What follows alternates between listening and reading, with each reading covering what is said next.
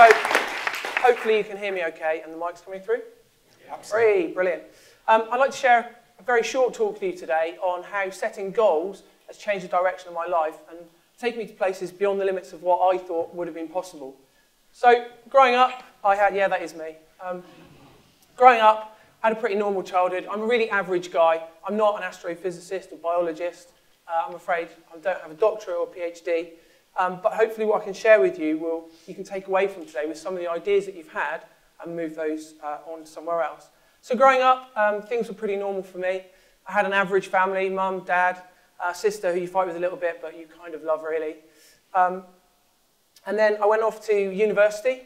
And in my first year at university, I came home at the Easter holidays, and one day my dad didn't come home from work.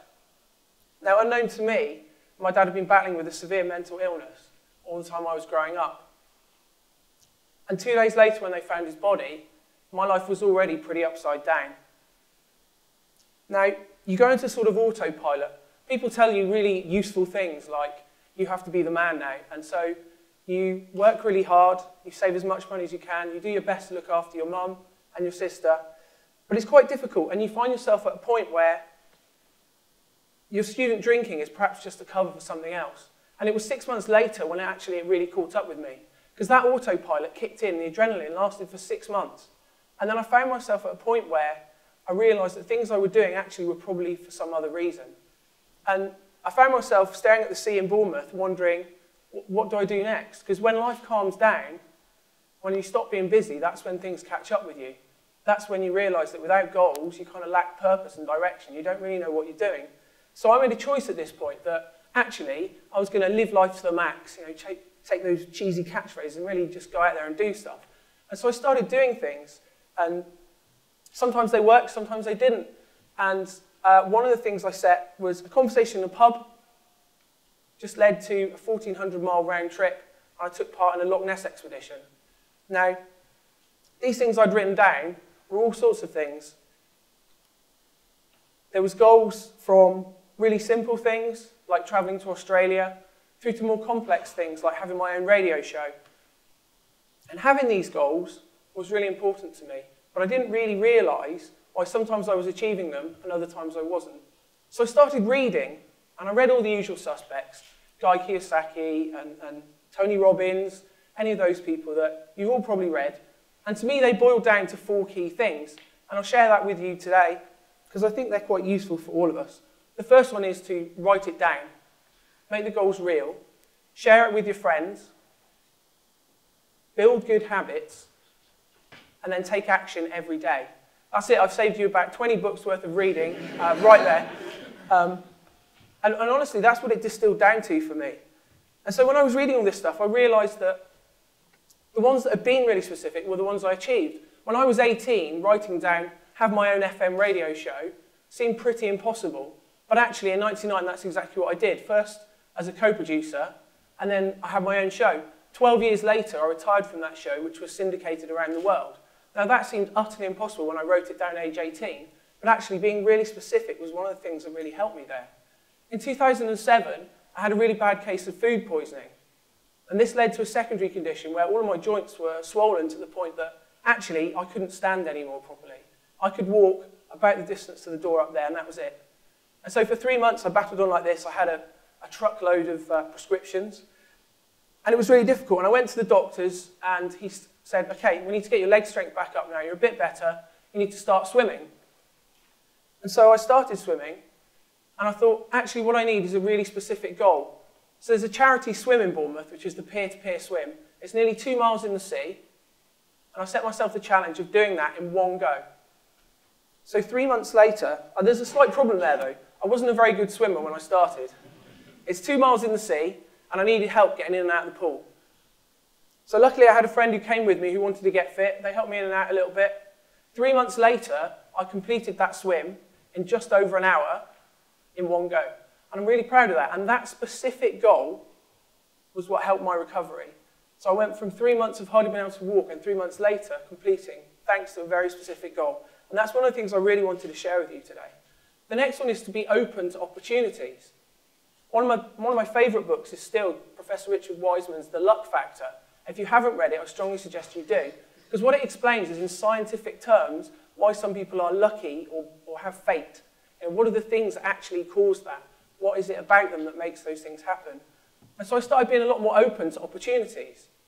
And one day on my show, I had a musical guest in who I'd known for about a year, but didn't really know that well.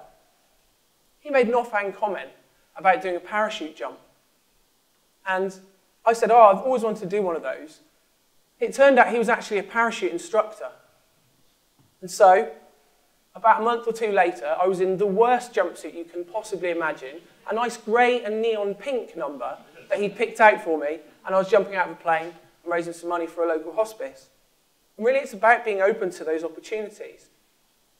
Now, for a long time, I had as a goal, I want to own a Lotus Elise. I don't know why, it was just this thing that I'd always said I wanted. And actually, I felt like I'd failed on it, because for years, I hadn't managed to do it. There were times when I probably could have bought one, or certainly got a loan to get one because I had a decent enough job, but I didn't do it. And I sort of agonised over it, and I felt like I'd failed, and it became almost a running joke with a couple of my friends. And in fact, when I sent one of them an outline of my talk, he said I was waiting for the Lotus Elise to come into the story, so that was quite nice. But actually, what I realised was I didn't want it anymore. I got so focused on the goal, and that I was failing it, I hadn't adapted it and changed it to actually what matched me right now. So now, I've changed that, and that was really liberating. I didn't get stuck in that rut where I really wanted that one thing that actually, deep down, I didn't really want. And so I changed it, and now I'd like to have an electric car as my next car. And that's a very specific goal that's actually more in tune with what I'm doing. Now, I think it's also really important that you enjoy, and you take time to enjoy the things that you achieve. I went to Vegas last year, and I was able to cross a few things off my list, the Grand Canyon, and a few other things that I'd always wanted to do. One of the things I did while I was there was I jumped off a 108-story building.